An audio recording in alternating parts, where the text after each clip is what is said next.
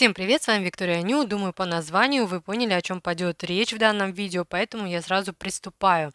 Тут у меня два моих любимых штампика двойных, но мне понадобятся только нижние подушечки. Они также силиконовые. Тут у меня такая полупрозрачная белая и красная. Силикон тут немного другой, он очень хорошо тянется и более вандалоустойчивый, я бы так сказала.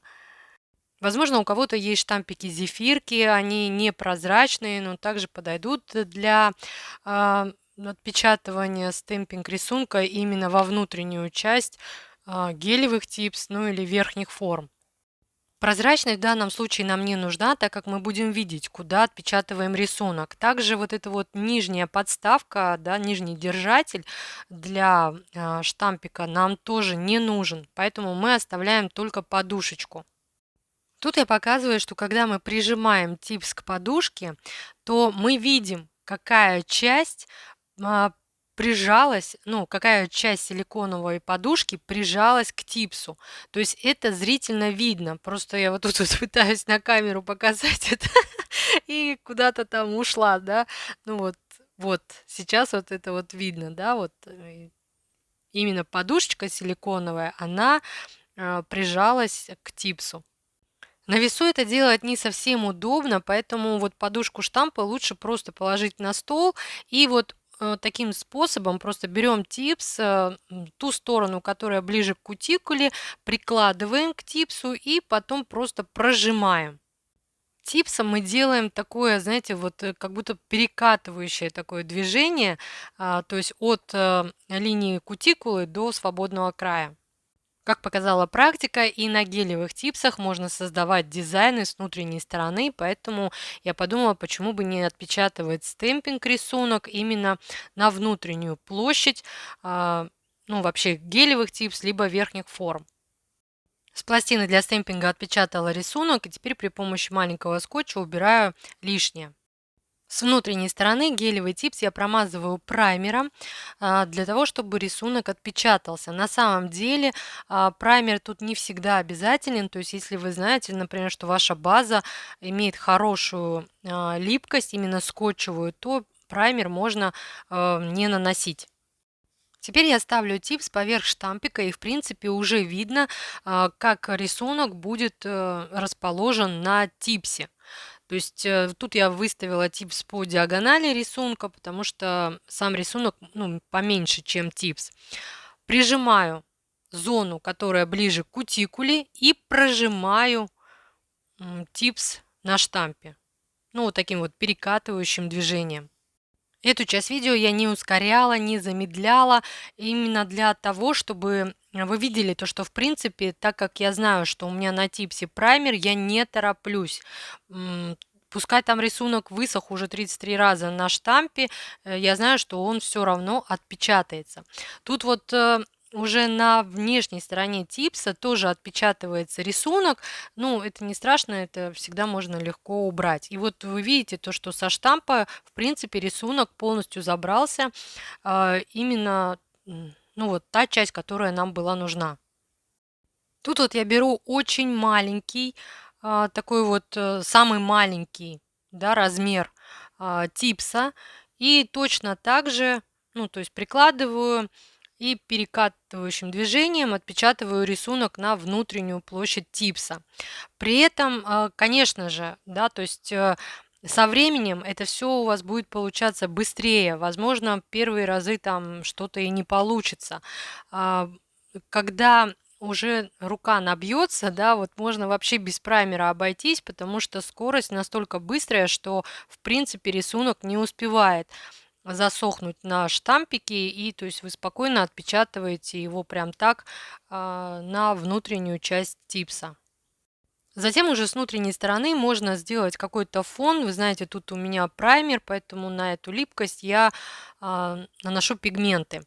На маленький типс я просто выложила тонким слоем гель-лак, таким образом также сделав плюс-минус такой же фон. Все, что мы выкладываем, наносим во внутреннюю площадь типса, это у нас своего рода задний план.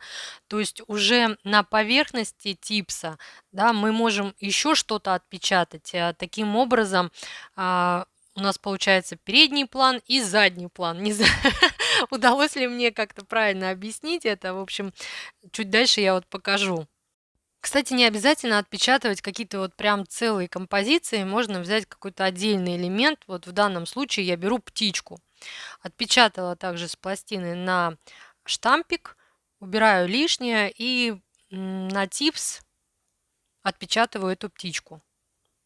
Кстати, на подушечку очень сильно давить не нужно. Вы зрительно хорошо видите, когда подушечка штампа соприкасается с прозрачным типсом.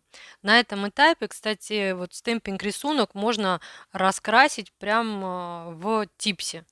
В данном случае я раскрашиваю гель-лаками, но можно раскрашивать также и обычными лаками для стемпинга. Безусловно, такие заготовки лучше делать в свободное от клиентов время, ну или, скажем, как вариант, например, самой себе сделать дизайн левой рукой на правой, да, то есть такое вот наращивание уже с дизайном. Тут я решила птичке добавить фон, поэтому отпечатала опять-таки листву и прямо с птичкой на штампе опять прокатываю и отпечатываю уже такие листочки, которые до этого отпечатывала. Ну, то есть таким образом фон можно дополнить. Безусловно, можно было бы сделать слайдер из птички, да, и вложить ее на внутреннюю площадь типса. Я сама это делала и показывала, но в этом видео речь идет именно о отпечатывании стемпинг рисунка на внутреннюю часть гелевых типс и верхних форм. Тут вот я показываю, что при хорошей скорости можно и на втирку отпечатать стемпинг рисунок, но это, конечно же, при условии, если ваш лак для стемпинга быстро не сохнет. И тут вот уже видно, да, то, что с внешней стороны типса рисунок тоже отпечатался, но его легко удалить при помощи ацетоносодержащей жидкости. Просто на прозрачном типсе не очень хорошо видно, что отпечаталось с внутренней стороны, что отпечаталось сверху, поэтому вот показывает такой вариант. Тут удалила все, что не нужно, и вот посмотрите, как рисунок отпечатался с внутренней стороны типса. Чуть позднее я покажу, как отпечатывается таким способом стемпинг рисунок верхние формы, а пока, пользуясь случаем, хочу поблагодарить всех, кто поддерживает мое творчество. Огромное вам спасибо за то, что уделяете время для просмотра видео. Отдельное спасибо тем, кто пишет комментарии. Я, поверьте, благодарна даже смайлику, потому что это действительно очень помогает для продвижения канала. Тут вот я решила показать то, что таким способом можно отпечатать рисунок, стемпинг рисунок на гелевые типсы, ну, практически любой формы. То есть вот до этого я отпечатывала на квадрате, на балерине, а тут вот форма стилет. С верхними формами у меня результат не на 100%, а точнее я не могу хорошо отпечатать рисунок на одну из форм.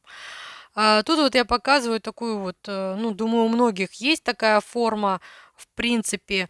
И ну, вот на такую форму, на форму миндаль, стилет, да, там овал, балерина, вот спокойно отпечатываются рисунки. То есть вот эта форма такая самая арочная, более-менее из них. И вот вы видите то, что рисунок отлично отпечатывается. При этом я вот тут взяла под номером 6, да, форму размером шестерка, то есть это не большая, не самая маленькая форма, средняя, да, по размеру. Чем больше, ну, вот эта форма, тем легче, в принципе, отпечатывать рисунок. Ну и вот та самая форма, на которую у меня, ну, скажем так, что-то получается через раз, и то результат мне не очень нравится. Дело в том, что эта форма, помимо того, что она, ну, скажем, очень арочная, к тому же она еще и очень узкая. И вот поэтому подушечка, она, ну, во всяком случае, та, которая есть у меня, она, ну, то есть не достает до типсы. На весу, когда штампик можно, знаете, с нижней стороны там еще вот его пальчиком так вот придавить, там еще как-то более-менее получше получается, но все равно, как по мне, ну, не очень хороший результат. Тем не менее, на сегодняшний день для меня это самый результативный способ отпечатывания стемпинг рисунка во внутреннюю часть гелевых типс, либо верхних форм, именно без искажения рисунка. А тут вот я показываю, что подушечка штампика за все время тестирования абсолютно никак не пострадала. Кстати, девочки в комментариях мне писали, что при помощи вот таких вот силиконовых шаблонов тоже можно переносить рисунки на внутреннюю часть э, ну, гелевых типс, либо верхних форм. Я попробовала. Ну, более-менее хороший результат получается, если вы работаете с гелевыми материалами. Но если мы говорим именно о том, чтобы отпечатывать стемпинг рисунок обычными лаками для стемпинга, то результат, ну вот лично мне не понравился. Может быть, конечно, у меня руки не с того места растут, или я что-то не так делаю. В общем, мне, ну, понимаете, просто когда мы устанавливаем вот эти вот вкладыши в форму, то есть у нас стемпинг рисунок уже при установке, да, может там как-то не так отпечататься.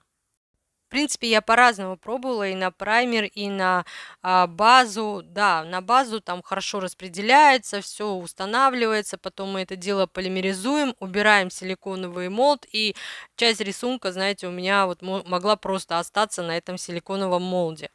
С гелевыми материалами, да, срабатывает хорошо. Конечно же, я буду и дальше пытаться, и если у меня получится действительно какой-то хороший вариант, то поделюсь обязательно с вами результатом. Ну что ж, вот такое видео у меня в итоге получилось. И если я была для вас хоть чем-то полезна, пожалуйста, поставьте плюсик в комментариях, я буду вам очень признательна. Ну или смайлик какой-нибудь. Ну, а если у вас остались какие-либо вопросы, пожалуйста, задавайте их, я с удовольствием с вами пообщаюсь. Как всегда, желаю вам всего самого наилучшего и до скорых встреч!